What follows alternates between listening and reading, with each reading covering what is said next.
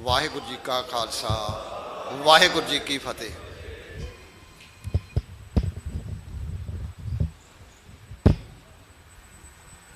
घल्लूघारा जिस दा मतलब है किसी कौम का मिथ के सर्वनाश करन दा, घनाउणा, जालमाना ते निर्दयी यतन करना, सफा हस्ती तो मटाउणा। सिख कौम ने दो घल्लूघारे मुगलिया सल्तनत के दौर विच ते तीजा घल्लूघारा हिंदू तवी सोच दे राज दौरान हिंद स्टेट वालों अपने पिंडे ते हंडाया। घल्लूघारा जिस कौम ते वापरदा है बड़ा वड्डा नुकसान उठाउणा पैंदा है, पर जिंदा जमीर कौमां उस घल्लूघारे तो डर के घबरा के उदासी विच आके सिर नहीं सुटदियां, वो तुरंत जालम हकूमत नूं, जालम स्टेट नूं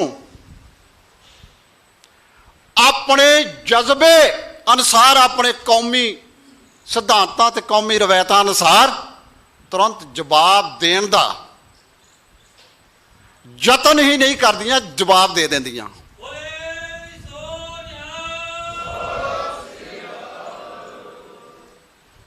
ते सिंघां ने दिता, अहमद शाह अब्दाली नूं भी दिता, होर जरवाणियां नूं भी दिता। ते जे किते ये तीजा घल्लूघारा वरताउण वाली हिंद स्टेट नूं ना मिलदा तां इतिहास कलंकित हो जांदा। वो जज्बा किन भरिया, वो जज्बा कौम का निर्माण करने वालियां रहबरां ने, गुरु साहिबान ने कौम विच भरिया। जुल्म का नाश, मजलूम की राखी ते अणख नाल विचरना। किन्नी छेती जवाब दिता। इतिहास दे विच जिक्र है 153 दिन नहीं जी सकिया दरबार साहब ते हमला करने वाला, ते इंदिरा गांधी नूं भी 153 दिनों बाद मौत दे घाट भाई सतवंत सिंह, भाई बेअंत सिंह ने उतार दिता ते भाई केहर सिंह ने उन्हां नूं तैयार कीता सी। वो कहानी वखरी है। हुण विचारन वाला मसला की आ, असीं हर साल पूरे सिख जगत अंदर रवायती तरीके दे नाल घल्लूघारे दी याद मनाउंदे हां, शहीदां नूं श्रद्धांजलियां दिंदे हां, आपो अपने वित्त अनुसार समागम करदे हां। पर की इत्थों तक सीमित रहना कि जां कौम की तकदीर नूं सवारन लई, कौम का भविख सवारन लई कोई यतन करने हैं। वो यतन किवें करने हैं, ये एक गंभीर विचार का मुद्दा है। हुण इस घल्लूघारे दे वेखो कई कह देंदे हन कि संत जरनैल सिंह नूं फड़न वास्ते जां मार मकाउण वास्ते ये हमला किया गया सी। जे सरकार का मंतव इहो हुंदा तां संत जरनैल सिंह नूं शहीद करना कोई औखा नहीं। सरकारां दे बड़े हत्थ कंडे हुंदे हन और यतन भी किए गए, बेशक उहदे विच फेल होए। गल ये नहीं सी, गल बहुत वड्डी सी। सरकार का मंतव बहुत वड्डा सी। ये सोच किहड़ी है? ये सोच वो है जिन्हें गुरु नानक पातशाह दे प्रकाश तू ही सिख कौम दे नाल वैर कमाउणा शुरू कर दिता सी। गुरु पातशाह दे विरुद्ध बोल कबोल बोले, मंदे बोल बोले, जिस दा जिक्र सतगुरां ने गुरबाणी विच कीता है। कोई कहे भूतना, कोई कहे बताला। ये कौन लोग सन? इहो ही लोग सन। हुण मसला वो जिहड़ा वैर पालिया गया, वो वैर किसी एक पंथक लीडर नूं, कौमी लीडर नूं मार मकाउण दे नाल नहीं सी निकल सकदा। कौम दा सर्वनाश करना सी, ते कौम दा सर्वनाश करन दे वास्ते उन्हां ने की निशाने मिथे? उन्हां ने निशाने मिथे पंथक जज्बा ते कौमी अणख खत्म करनी, कि इन्हां चों जज्बा खत्म कर दिओ, कौमी अणख खत्म कर दिओ, इन्हां च कोई हिया ही ना करे अगे तो सिर चुकण दा। ते उहदे वास्ते की सी कि इन्हां विच देश भगती दा जनून भर दिओ। खालसाई स्पिरिट खत्म करके उहदे बदले विच की भर दिओ? देश भगती दा जनून। क्योंकि सिखां ने जिहड़ियां पिछलियां कुर्बानियां कीतियां ही ना, विद्यक नीति दे नाल उन्हां नूं ऐसे पैटर्न दे विच पेश किया गया सिलेबस दे विच कि सिख ही समझते रहे कि असीं हिंदुस्तान की आज़ादी लई इन्ने परसेंट कुर्बानियां कीतियां, असीं बज दे घाट विच शहीद होए, असीं इत्थे जिहड़ा साका वरतिया सी विसाखी नूं 1919 नूं जलियांवाले बाग दा, उहदे विच 799 शहीदियां पाईयां ते दस्सिया किहदे वास्ते पाईयां? हिंदुस्तान की आज़ादी वास्ते। तोड़ मरोड़ के गल किधर दी किधर ला दी। ते अगला की सी कि अडरी कौमी पहचान नूं मिटाउणा, उहदा यतन भी 1947 दे तो बाद जिहड़ा संविधान बनिया, सानू की कर दिता गया कि हिंदुआं दा एक अंग ने साडी कौमी पछाण नूं कानूनी तौर दे उत्ते मिटा दिता गया।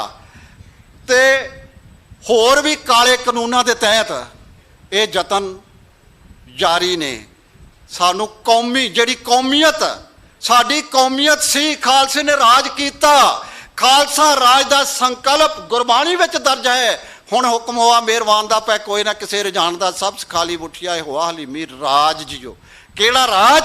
वो राज जिथे ना कोई जालम जुल्म कर सके, ना किसी नूं मजलूम बनना पवे, ना कोई लुटेरा किसी नूं लुटे, ना कोई लुटिया जावे, ना कोई अमीर शाहूकार होवे ते ना किसी नूं गरीब अखवाउणा पवे, जिथे हर एक नूं अपने जीवन के विकास के बराबर मौके मिलन, अजिहा राज वो खालसा राज जिहदा गुरबाणी दे विच सिद्धांत है, रूपरेखा है, और उसनूं सिखां ने इस दुनिया दे विच दुनिया के नक्शे उत्ते साकार करके विखाया। बाबा बंदा सिंह बहादुर ने बाहर महाराजा रणजीत सिंह का विशाल राज, किहड़ा राज सी?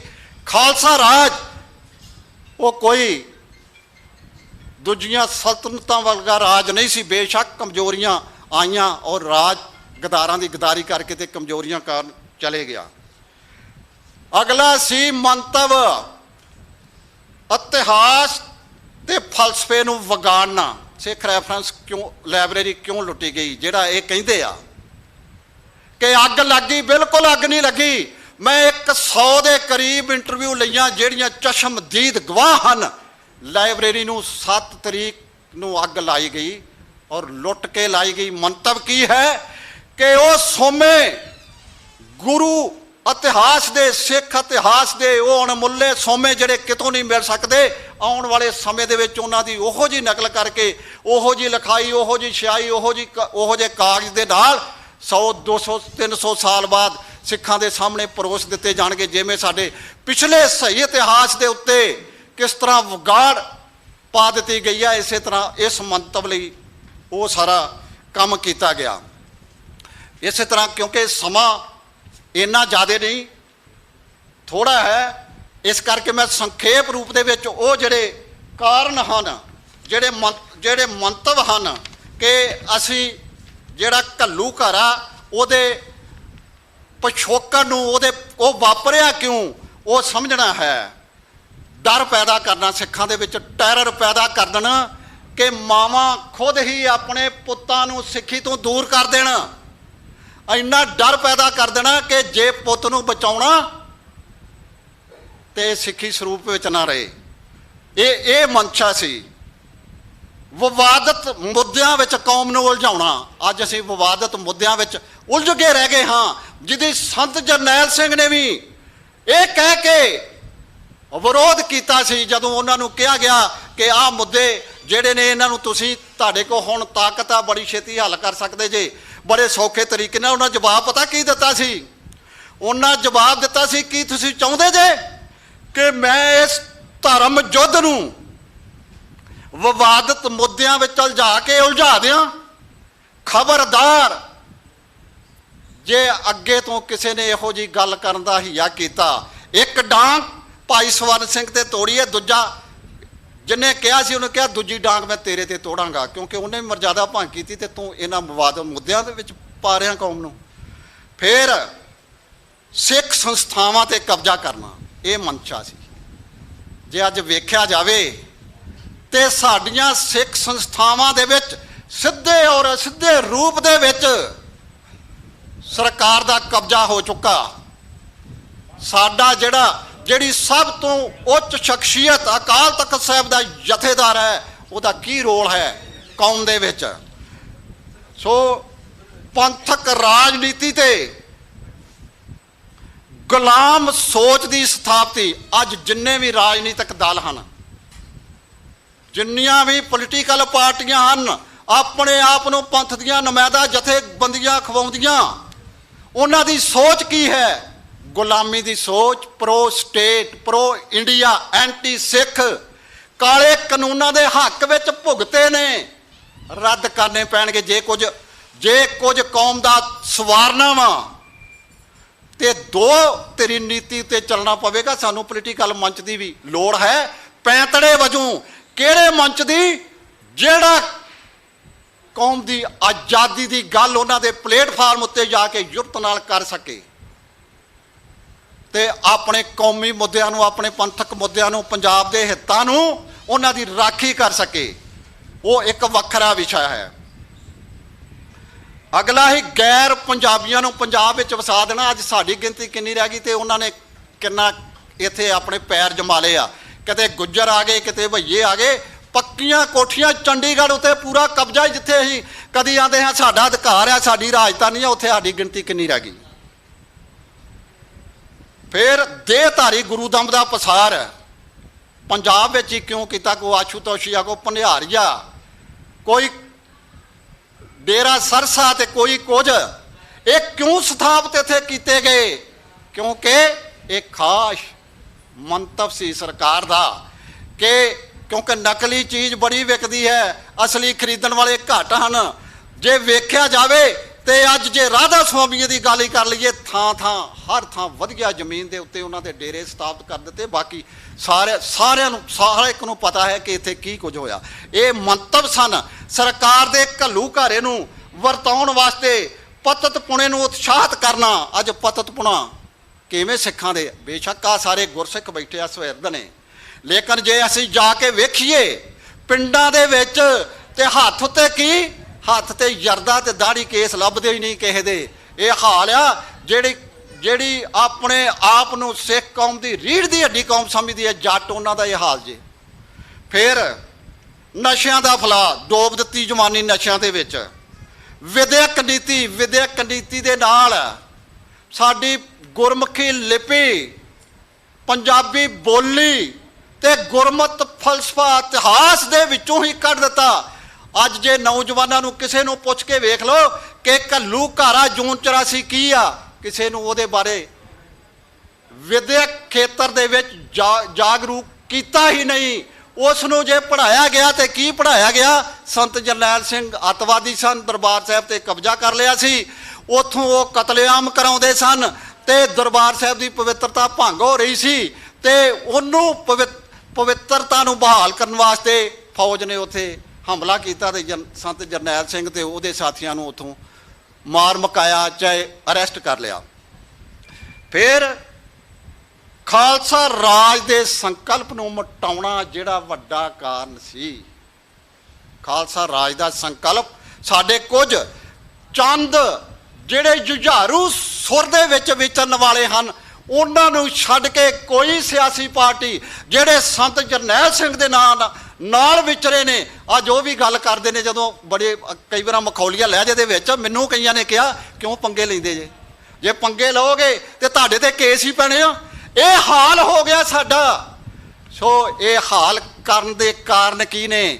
ਸਾਡੇ ਸਿੱਖਾਂ ਦੇ ਵਿੱਚ ਵੱਖ-ਵੱਖ ਤਰ੍ਹਾਂ ਦੇ ਲੋਕ, ਵੱਖ-ਵੱਖ ਵਿਚਾਰਧਾਰਾ ਦੇ ਲੋਕਾਂ ਨੂੰ ਸਥਾਪਿਤ ਕਰ ਦਿੱਤਾ ਗਿਆ। ਇੱਕ ਕਿਹੜੇ ਦੇਸ਼ ਭਗਤੀ ਦੇ ਜਨੂਨੀ, ਦੂਜੇ ਕਿਹੜੇ ਸਤਾ ਹਟਾਉਣ ਵਾਲੇ। ਸਤਾ ਜਿਵੇਂ ਮਰਜ਼ੀ ਮਿਲੇ, ਜਿਹਦੇ ਨਾਲ ਮਰਜ਼ੀ ਸਮਝੌਤਾ ਕਰਨਾ ਪਵੇ, ਅਸੀਂ ਸਤਾ ਲੈਣੀ ਆ। ਕੌਮ ਦੀ ਹੋਂਦ ਹਸਤੀ ਨੂੰ, ਆਪਣੇ ਪਰਿਵਾਰ ਦੀ ਹੋਂਦ ਹਸਤੀ ਨੂੰ ਬਰਕਰਾਰ ਰੱਖਣ ਵਾਸਤੇ ਮਲੀਆਂ ਮੇਟ ਕਰੀ ਜਾ ਰਹੇ ਨੇ ਉਹ ਲੋਕ। ਫਿਰ ਕੀ ਡਰਪੋਕ ਡਰ ਪੈਦਾ ਕਰਤਾ। ਅੱਜ ਕੀ ਹੈ, ਬੜੇ ਬੜੇ ਪੜ੍ਹੇ ਲਿਖੇ ਲੋਕ ਉਹ ਕੀ ਸਲਾਹ ਦਿੰਦੇ ਨੇ, ਉਹ ਕਿਉਂ ਮਰਦੇ ਜੇ, ਕਿਉਂ ਜੇਲ੍ਹਾਂ ਵਿੱਚ ਜਾਂਦੇ ਜੇ, ਨਾ ਲਓ ਪੰਗੇ। ਇਹ ਹਿੰਦੁਸਤਾਨ ਹੀ ਤੁਹਾਡਾ ਮੁਲਕ ਆ, ਇਹਦੇ ਵਿੱਚ ਰਹਿਣਾ ਸਿੱਖੋ। ਜਿਹੜਾ ਖਾਲਿਸਤਾਨ ਤੁਹਾਨੂੰ ਮਿਲਣਾ ਸੀ ਉਹ ਪੰਜਾਬੀ ਸੂਬੇ ਦੇ ਰੂਪ ਵਿੱਚ ਮਿਲ ਗਿਆ। ਇਹਦੇ ਨਾਲ ਹੀ ਗੁਜ਼ਾਰਾ ਕਰੋ, ਇਹਦੀ ਡਿਵੈਲਪਮੈਂਟ ਕਰੋ। ਡਿਵੈਲਪਮੈਂਟ ਤਾਂ ਹੋਣੀ ਆ ਜੇ ਸਰਕਾਰ ਦੇ ਨਾਲ ਸਹਿਯੋਗ ਕਰਕੇ ਚੱਲੋਗੇ। ਫਿਰ ਨੌਕਰਸ਼ਾਹੀ ਭਾਵੇਂ ਉਹ ਪੁਲਿਸ 'ਚ ਆ, ਭਾਵੇਂ ਉਹ ਸਰਕਾਰ ਦੇ ਵਿੱਚ ਕੋਈ ਹੋਰ ਬਿਊਰੋਕਰੇਟ ਆ, ਹਰ ਇੱਕ ਦੀ ਸੋਚ ਪ੍ਰੋ ਸਟੇਟ ਐਂਟੀ ਸਿੱਖ। ਭਾਵੇਂ ਕਤਲੇਆਮ ਕਰਵਾ ਲਓ ਪੁਲਿਸ ਕੋਲੋਂ, ਭਾਵੇਂ ਕਾਲੇ ਕਾਨੂੰਨ ਲਾਗੂ ਕਰਵਾ ਲਓ ਨਿਆਂਪਾਲਿਕਾ ਕੋਲੋਂ, ਤੇ ਭਾਵੇਂ ਜਿਹੜੇ ਸਕੱਤਰ ਪੱਧਰ ਦੇ ਨੇ ਸਰਕਾਰ ਦੇ ਕੋਲ, ਉਹਨਾਂ ਕੋਲੋਂ ਨਾ ਬਣਦੀ ਹੋਈ ਵੀ, ਭਾਵੇਂ ਜਿਹੜੇ ਕਾਲੇ ਕਾਨੂੰਨ ਲਾਗੂ ਕਰਨ ਵਾਸਤੇ ਸੈਂਕਸ਼ਨ ਮਿਲਦੀ ਆ, ਬੇਸ਼ੱਕ ਉਹ ਨਾ ਮਿਲ ਸਕਦੀ ਹੋਵੇ, ਉਹ ਵੀ ਦੇ ਦਿੱਤੀ ਜਾਂਦੀ ਆ। 5-5 6-6 ਸਾਲ ਉਹਨਾਂ ਦੀ ਜ਼ਮਾਨਤ ਹੀ ਨਹੀਂ ਹੁੰਦੀ। ਇਹ ਜੇ ਨੌਕਰਸ਼ਾਹੀ ਦਾ ਹਾਲ। ਭਗਤੀ ਭਾਵਨਾ ਵਾਲੇ ਸਾਡੇ ਵਿੱਚ ਨਾ, ਗੁਰੂ ਮਹਾਰਾਜ ਨੇ ਕੀ, ਦਸਮ ਪਾਤਸ਼ਾਹ ਕੌਣ? ਸੰਤ ਸਿਪਾਹੀ। ਕਿਹੜੀ ਕੌਮ ਸਿੱਜੀ? ਸੰਤ ਸਿਪਾਹੀਆਂ ਦੀ। ਉਹ ਸੰਤ ਵੀ ਆ, ਉਹ ਸਿਪਾਹੀ ਵੀ ਆ। ਲੇਕਿਨ ਅੱਜ ਪ੍ਰਚਾਰ ਕੀਤਾ ਜਾਂਦਾ ਸਾਡਾ ਕੰਮ ਆ ਭਗਤੀ ਕਰਨੀ, ਨਾਮ ਜਪੋ। ਸਾਡੀ ਜਿਹੜੀ ਵਿਲੱਖਣਤਾ ਵਾ, ਜਿਹੜੀਆਂ ਖੂਬੀਆਂ ਵਾ ਸਾਡੀਆਂ, ਸਾਡੇ ਗੁਣ ਨੇ, ਉਹਨਾਂ ਦੀ ਵਰਤੋਂ ਵੀ ਇਹਨਾਂ ਲੋਕਾਂ ਨੇ ਸਾਡੀਆਂ ਕਮਜ਼ੋਰੀਆਂ ਸਮਝ ਕੇ ਕੀਤੀ। ਜੇ ਸਾਡਾ ਗੁਣ ਆ ਕਿ ਬੜੇ ਬਹਾਦਰ ਨੇ, ਅੰਗਰੇਜ਼ ਸਾਮਰਾਜ ਨੇ ਵੀ ਸਮਝਿਆ 2-2 ਰੁਪਏ ਉੱਤੇ ਭਰਤੀ ਕਰਕੇ ਜਰਮਨ ਤੇ ਜਾਪਾਨ ਸੁੱਟ ਕੇ ਮਰਵਾ ਦਿੱਤੇ। ਤੇ ਇਸੇ ਤਰ੍ਹਾਂ ਵੀ ਅੱਜ ਫੌਜ ਵਿੱਚ ਭਰਤੀ ਕਰਕੇ ਕਿਸੇ ਨੂੰ ਕਸ਼ਮੀਰ ਦੇ ਬਾਰਡਰ ਉੱਤੇ, ਕਿਸੇ ਨੂੰ ਅਸਾਮ ਦੇ ਬਾਰਡਰ ਉੱਤੇ, ਕਿਸੇ ਨੂੰ ਕਿਤੇ ਜਿੱਥੇ ਝੋਕਣਾ ਪਵੇ ਉੱਥੇ ਸਿੱਖਾਂ ਨੂੰ ਝੋਕਦੇ ਆ, ਭਾਵੇਂ ਚੀਨ ਦਾ ਬਾਰਡਰ ਹੀ ਕਿਉਂ ਨਾ ਹੋਵੇ। ਮਰਵਾ ਦਿਓ ਇਹਨਾਂ ਨੂੰ, ਤੇ ਅਸੀਂ ਮਰਨ ਲਈ ਤਿਆਰ ਆ, ਪੈਸੇ ਬਦਲੇ। ਉਹ ਕਿਰਤ ਕਰੋ, ਨਾਮ ਜਪੋ, ਵੰਡ ਛਕੋ। ਸਾਡਾ ਸਿਧਾਂਤ ਸੀ। ਇਹ ਸਿਧਾਂਤ ਨਹੀਂ ਸੀ ਕਿ ਅਸੀਂ ਤਨਖਾਹ ਬਦਲੇ, ਪੈਸੇ ਬਦਲੇ, ਆਪਣੀ ਕੌਮ ਦਾ ਆਪੇ ਹੀ ਘਾਣ ਕਰੀ ਜਾਈਏ ਤੇ ਮਰੀ ਜਾਈਏ, ਆਪ ਵੀ ਮਰੀਏ ਤੇ ਕੌਮ ਨੂੰ ਵੀ ਮਾਰੀਏ। ਇਹ ਨਹੀਂ ਸੀ। ਇਹ ਫਿਰ ਅੱਗੇ ਕੀ ਹੈ, ਜਿਹੜੇ ਭਗਤੀ ਭਾਵਨਾ ਵਾਲੇ ਉਹ ਤੇ ਆਂਦੇ ਆ ਵੀ ਕੀਰਤਨ ਦਰਬਾਰ ਕਰ ਲਓ, ਕਥਾ ਕਰ ਲਓ। ਕਿਹੜੀ ਅੱਜ ਸੁਣਨੀ ਆ? ਕੋਈ ਬਾਬਾ ਢੱਡਰੀਆਂ ਵਾਲਾ ਤੇ ਕੋਈ ਕੀ ਕਿਹੜੇ ਪਾਸੇ ਨੂੰ ਜਾ ਰਹੇ ਨੇ? ਕੌਮ ਦੇ ਸਿਧਾਂਤ ਨੂੰ ਵਿਗਾੜ ਕੇ ਪੇਸ਼ ਕਰ ਰਹੇ ਨੇ। ਇਹ ਇੱਕ ਉਹ ਸਰਕਾਰ ਦਾ ਨੇ ਜਿਹੜੀ ਇੱਕ ਆਪਣੇ ਮੰਤਵ ਨੂੰ ਹਾਸਲ ਕਰਨ ਵਾਸਤੇ ਸਾਡੇ ਸਿੱਖਾਂ ਨੂੰ, ਵੱਖ-ਵੱਖ ਸ਼੍ਰੇਣੀਆਂ ਦੇ ਸਿੱਖਾਂ ਨੂੰ ਪੈਦਾ ਕਰ ਦਿੱਤਾ, ਸਾਡੇ ਤੇ ਸਥਾਪਿਤ ਕਰ ਦਿੱਤਾ। ਤੇ ਸਾਡੀ ਗੱਲ ਕਿਹਨੇ ਸੁਣਨੀ ਆ? ਸਾਨੂੰ ਤੇ ਸਰਕਾਰ ਨੇ ਟੈਰੋਰਿਸਟ ਡਿਕਲੇਅਰ ਕਰ ਦਿੱਤਾ ਕਿ ਇਹ ਅੱਤਵਾਦੀ ਨੇ। ਮੈਂ ਆਖਿਆ ਇੱਥੋਂ ਤੱਕ ਮੈਂ ਤੁਹਾਨੂੰ ਥੋੜ੍ਹੇ ਦਿਨਾਂ ਦੀ ਗੱਲ ਦੱਸਣਾ। ਇੱਕ ਨੂੰ ਮੈਂ 5-4 ਵਾਰੀ ਟੈਲੀਫੋਨ ਕੀਤਾ, ਬੜਾ ਆਪਣੇ ਆਪ ਨੂੰ ਬੜਾ ਦਲੇਰ ਸਮਝਦਾ ਸੀ। ਉਹ ਫੋਨ ਨਹੀਂ ਚੁੱਕਿਆ ਉਹਨੇ ਮੇਰਾ।